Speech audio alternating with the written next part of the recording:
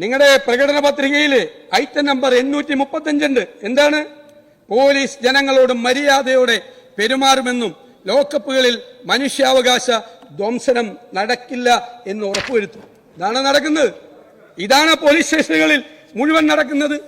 ഞാൻ ചോദിക്കട്ടെ, ഞങ്ങൾ അറിഞ്ഞില്ല, നിങ്ങളറിയല്ലോ. മുഖ്യമന്ത്രി അങ്ങല്ലേ ആഭ്യന്തര വകുപ്പിന്റെ ചുമതലയുള്ളയാൾ. അങ്ങയുടെ കീഴിൽ ഒരു ഇന്റലിജൻസ് സംവിധാനം ഇല്ലേ?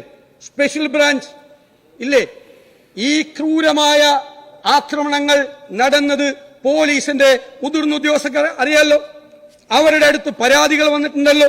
ഈ കേസുകളിൽ നിരവധി.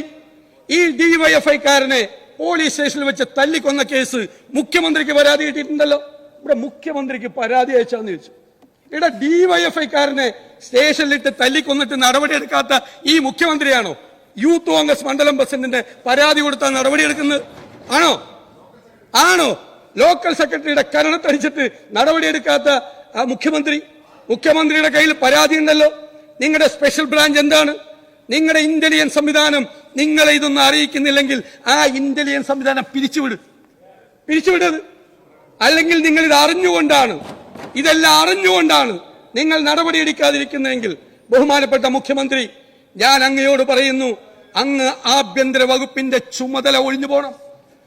ഇത് റഷ്യയിലെ സ്റ്റാലിന്റെ ഗുലാഗുകളെ കുറിച്ച് ഞങ്ങൾ വായിച്ചിട്ടുണ്ട്. രാഷ്ട്രീയ എതിരാളികളെയും ശത്രുക്കളെയും സംശയമുള്ളവരെയും കൊണ്ടുപോയി ഈ ഗുലാഗിൽ കൊണ്ടുപോയി കസ്റ്റോഡിയൽ ടോർച്ചറിന് വിധേയമാക്കിയ നിരവധി കഥകൾ പുറത്തു വന്നിട്ടുണ്ട്. ഇത് സ്റ്റാലിന്റെ റഷ്യയല്ല ബഹുമാനപ്പെട്ട മുഖ്യമന്ത്രി, ഇത് ജനാധിപത്യ കേരളമാണ്.